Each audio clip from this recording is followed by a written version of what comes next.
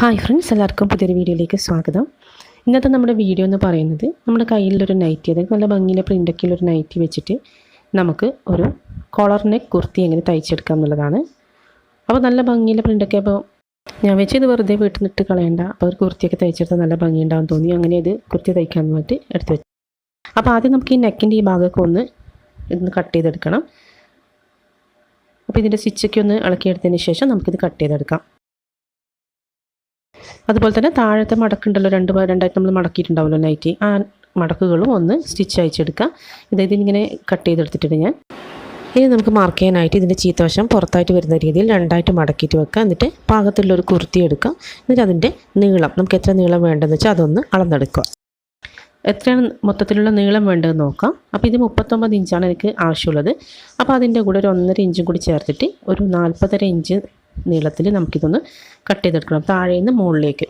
കാരണം താഴെയല്ലേ വീതിയുള്ള ഭാഗം വരും. അപ്പം താഴേന്ന് മുകളിലേക്ക് അളന്നിട്ട് ഒരു 40.5 ഇഞ്ച് നമുക്ക് ആദ്യം ഒന്ന് മാർക്ക് ചെയ്ത് കൊടുക്കുക. എന്നിട്ട് അതങ്ങ് കട്ട് ചെയ്തെടുക്കുക. ഇങ്ങനെ വെച്ചിട്ട് സ്ട്രെയിറ്റ് ആയിട്ട് ഒരു വര വരച്ചതിന് ശേഷം നമുക്കത് കട്ട് ചെയ്തെടുക്കാം.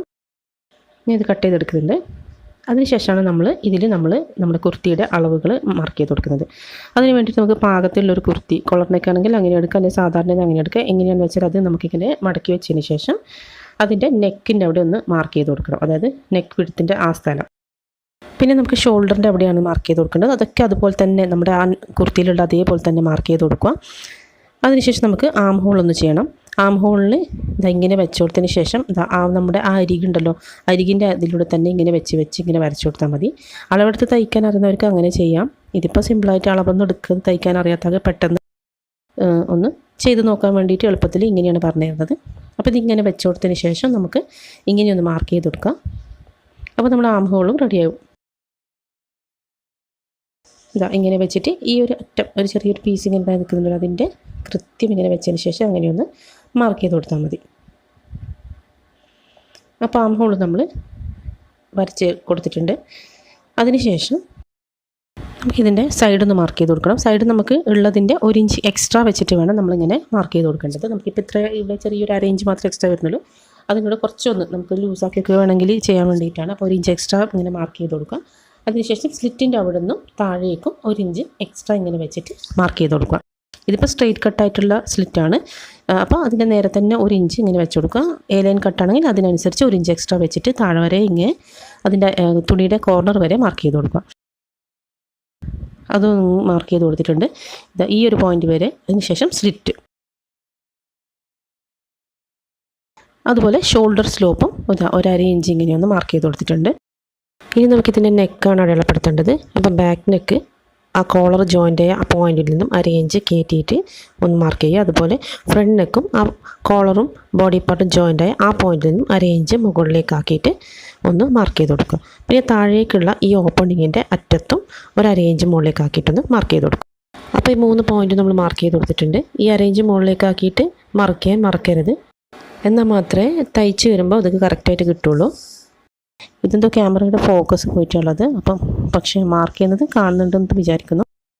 ഇതുപോലെ ഒന്ന് കൃത്യമായിട്ട് ആ ഒരു എത്ര നെക്ക് പിടുത്ത് വെച്ചാൽ അവിടെ ഒന്ന് മാർക്ക് ചെയ്തതിന് ശേഷം ഒരു ബോക്സ് ആക്കിയിട്ട് ഇങ്ങനെ വരച്ചു കൊടുക്കുന്നുണ്ട്. ഇത് ഒരു ഇത്ര കറക്റ്റ് ബോക്സാക്കി വരക്കൊന്നും വേണ്ട, ഏകദേശം അങ്ങനെ ഒന്ന് മാർക്ക് ചെയ്ത് കൊടുത്താൽ മതി.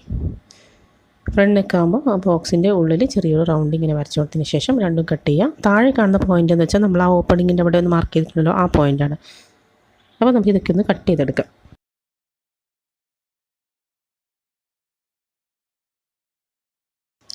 ബാക്ക് നെക്ക് കട്ട് ചെയ്തിട്ടുണ്ട്. ഇപ്പോൾ ഫ്രണ്ട് നെക്കാണ് കട്ട് ചെയ്യുന്നത്. അത് കട്ട് ചെയ്തെടുത്തതിന് ശേഷം നമുക്ക് താഴെ ആ ഓപ്പണിംഗ് ഉണ്ടല്ലോ നമ്മുടെ, ഇതിപ്പോൾ ഇത്രയും കഴുത്തായ എന്തായാലും നമ്മുടെ തല അതിൽ കയറില്ല. അപ്പോൾ ഓപ്പണിംഗ് കൊടുക്കണം. ആ ഓപ്പണിങ്ങിൻ്റെ അവിടെ വരെ നമുക്ക് ഒന്ന് കട്ട് ചെയ്ത് കൊടുക്കണം. ഇവിടെ വരെയാണ് ഓപ്പണിംഗ് വരുന്നത്.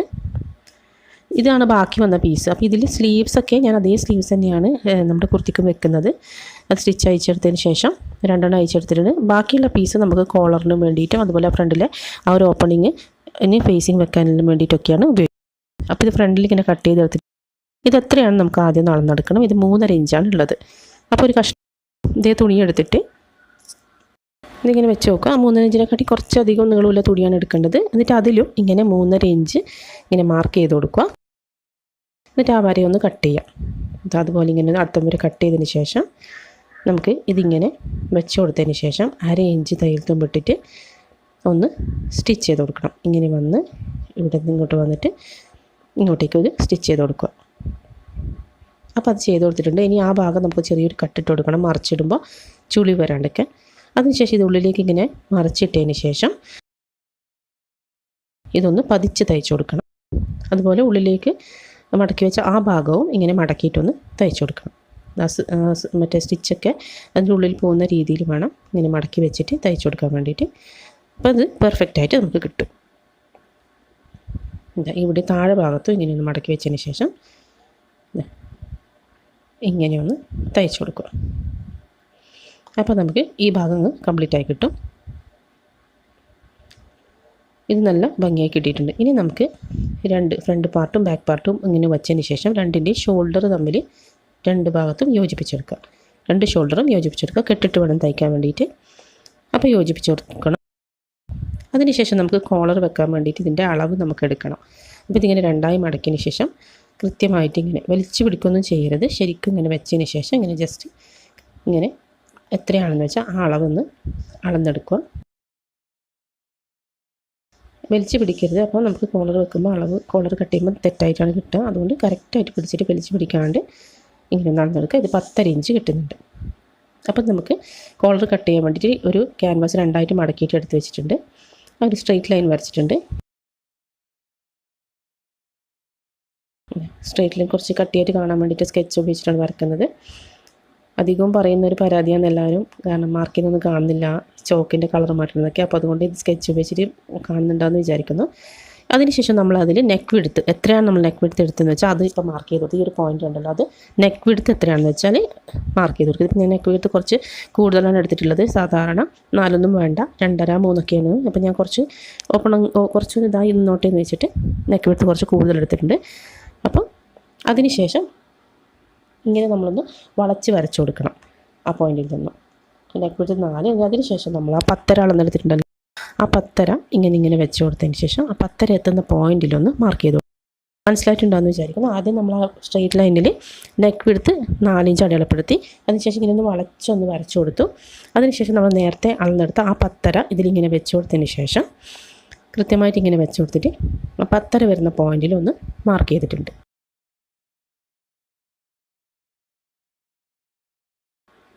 ഇതാണ് ആ 10 വരുന്ന പോയിന്റ്. നമ്മൾ നേരത്തെ നെക്കിൻ്റെ അളന്നെടുത്തല്ലോ ആ 10 ഇഞ്ച്. അത് എത്രയാണെന്ന് വെച്ചാൽ അത്ര. അതിനുശേഷം നമ്മൾ കോളറിൻ്റെ വണ്ണം എത്രയാണ് വേണ്ടതെന്ന് വെച്ചാൽ അതിങ്ങനെ ഈ വരയുടെ മുകളിൽ ഉൾഭാഗത്തേക്ക് വെച്ചിട്ട് ടേപ്പ് ഇങ്ങനെ വെച്ചിട്ട് മാർക്ക് ചെയ്ത് കൊടുക്കും. അതായത് 3/4 ഇഞ്ചാണ് ഞാൻ അത് കോളറിൻ്റെ വണ്ണമായിട്ട് എടുക്കുന്നത്. അപ്പോൾ 3/4 ഇഞ്ച് ഇങ്ങനെ ഈ വരയുടെ മുകളിൽ ഇങ്ങനെ വെച്ച് കൊടുത്തതിന് ശേഷം അത് നമ്മൾ നേരത്തെ മാർക്ക് ചെയ്ത പോയിന്റ് വരെ വരക്കണം. ആ 10 വരെ വരച്ച് അതിനുശേഷം ഇങ്ങനെ ഒന്ന് വളച്ചിട്ടൊന്ന് കട്ട് ചെയ്ത് കൊടുക്കുക. കോളർ ഒരു ഷേപ്പ് കിട്ടാൻ വേണ്ടിയിട്ടാണ്. എന്നിട്ട് ഇത് മുഴുവൻ നമുക്കൊന്ന് കട്ട് ചെയ്തെടുക്കണം. കോളർ നമ്മൾ കട്ട് ചെയ്തെടുത്തിട്ടുണ്ട്. അത് നമുക്ക് നേരത്തെ ബാക്കിയുള്ള തുണിയിൽ ഒട്ടിച്ചെടുക്കണം. അപ്പോൾ അത് ഒട്ടിച്ചെടുത്തിട്ടുണ്ട്. ഇനി ഇതൊന്ന് കട്ട് ചെയ്തെടുക്കണം. ചുറ്റും കുറച്ച് തുണി ബാക്കി വരുന്ന രീതിയിൽ വേണം നമുക്കതിൽ നിന്ന് കട്ട് ചെയ്തെടുക്കാൻ. അതിനുശേഷം നല്ല വശങ്ങൾ ചേർന്ന് വരുന്ന രീതിയിൽ വേറൊരു പീസിൽ ഇങ്ങനെ വെച്ച് കൊടുത്തിട്ട് ആ മുകൾ ഭാഗത്ത് ഇപ്പോൾ ഞാനിങ്ങനെ കാണിച്ചല്ലോ, അവിടുന്ന് മുതൽ തുടങ്ങി ഇങ്ങേ അറ്റത്ത് വരെ ഒന്ന് സ്റ്റിച്ച് ചെയ്ത് കൊടുക്കുക. ക്യാൻവാസിൽ കൊള്ളാത്ത രീതിയിൽ ഇങ്ങനെ ഒന്ന് സ്റ്റിച്ച് ചെയ്ത് കൊടുക്കുക. അതിനുശേഷം എല്ലാ വശത്തും 1/2 ഇഞ്ച് എക്സ്ട്രാ വിട്ടിട്ട് ഇതൊന്ന് കട്ട് ചെയ്തെടുക്കുക. ഇനി ഇതിൻ്റെ നടുക്കുള്ള ആ ഭാഗം ഒന്ന് മാർക്ക് ചെയ്ത് കൊടുക്കണം. ഒരു കട്ടിട്ട് കൊടുത്താൽ മതി, കൃത്യം നടുവ് കിട്ടാൻ വേണ്ടിയിട്ടാണ്. അതിനുശേഷം നമ്മൾ തയ്ച്ച ഭാഗത്ത് ചെറിയ കട്ട്സ് ഇട്ട് കൊടുത്തതിന് ശേഷം ഇതിങ്ങനെ ഒന്ന് മറിച്ചിടണം. അപ്പോൾ നമ്മൾ കോളർ റെഡി ആയിട്ടുണ്ട്. ഇനി നമുക്കിത് ബോഡി പാർട്ടിനോട് യോജിപ്പിച്ച് കൊടുക്കണം. കോളർ നല്ല ഭംഗിയായിട്ട് കിട്ടിയിട്ടുണ്ട്. ഇനി നമുക്ക് ഇതിൻ്റെ ബോഡി പാർട്ട് എടുക്കാം. എന്നിട്ട് അതിൻ്റെ ബാക്ക് സൈഡിൽ അവിടെ കൃത്യം നടുവിലായിട്ട് ഒരു പോയിൻ്റ് ഇങ്ങനെ ഒന്ന് മാർക്ക് ചെയ്ത് കൊടുക്കണം. ഇതിങ്ങനെ എടുത്തതിന് ശേഷം കൃത്യം നടുവിലായിട്ടൊരു പോയിൻ്റ് ഇങ്ങനെ മാർക്ക് ചെയ്ത് കൊടുക്കണം. ഇനി നമുക്ക് ഈ കോളറിൻ്റെ നല്ല വശവും അത് ബോഡി പാർട്ടിൻ്റെ ചീത്ത വശവും കൂടി ആ കട്ട് ചെയ്ത പോയിൻറ്റുകൾ ഒരുമിച്ച് വരുന്ന രീതിയിൽ വെച്ചതിന് ശേഷം 1/2 ഇഞ്ച് തയ്യൽ തുമ്പിട്ടിട്ട് മുഴുവനായിട്ട് സ്റ്റിച്ച് ചെയ്തെടുക്കണം. കോളറിൻ്റെ ക്യാൻവാസ് വെക്കാത്ത ഭാഗമാണ് നമ്മളിപ്പം സ്റ്റിച്ച് ചെയ്തുകൊണ്ടിരിക്കുന്നത്.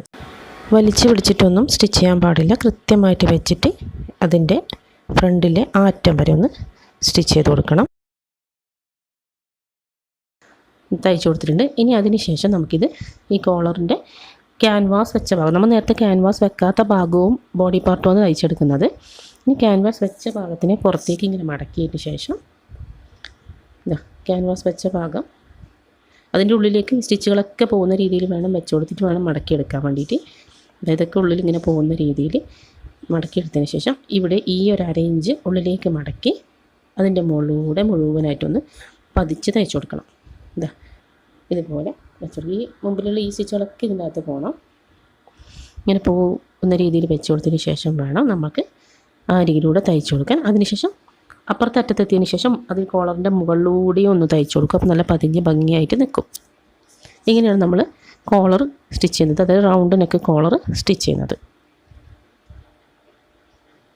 അത് റെഡി ആയിട്ടുണ്ട്. ഇനി നമുക്ക് സ്ലീവ്സും വെച്ച് കൊടുക്കണം. അതുപോലെ സൈഡൊക്കെ ഒന്ന് യോജിപ്പിച്ചെടുക്കണം. സ്ലീവ്സ് നേരത്തെ അതേ സ്ലീവ്സ് തന്നെയാണ്, നൈറ്റിയുടെ അതേ സ്ലീവ്സ് തന്നെയാണ് ഞാൻ വെച്ച് കൊടുക്കുന്നത്. അപ്പോൾ ഷോൾഡറിൻ്റെ ജോയിൻറ്റിൻ്റെ അവിടെ ഇതിൻ്റെ കൃത്യ ഇങ്ങനെ വെച്ച് കൊടുത്തതിന് ശേഷം അങ്ങോട്ടും ഇങ്ങോട്ടും ഇങ്ങനെ സ്റ്റിച്ച് ചെയ്ത് 2 സ്ലീവ്സും നമുക്കിങ്ങനെ യോജിപ്പിച്ച് കൊടുക്കാം.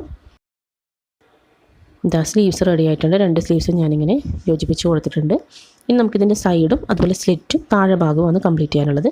അപ്പോൾ ഇതിൻ്റെ ചീത്ത വശം പുറത്തായിട്ട് വരുന്ന രീതിയിൽ വെച്ച് കൊടുത്തതിന് ശേഷം നമ്മളെല്ലായിടത്തും 1 ഇഞ്ചാണ് സീം അലവൻസ് കൊടുത്തിട്ടുള്ളത്.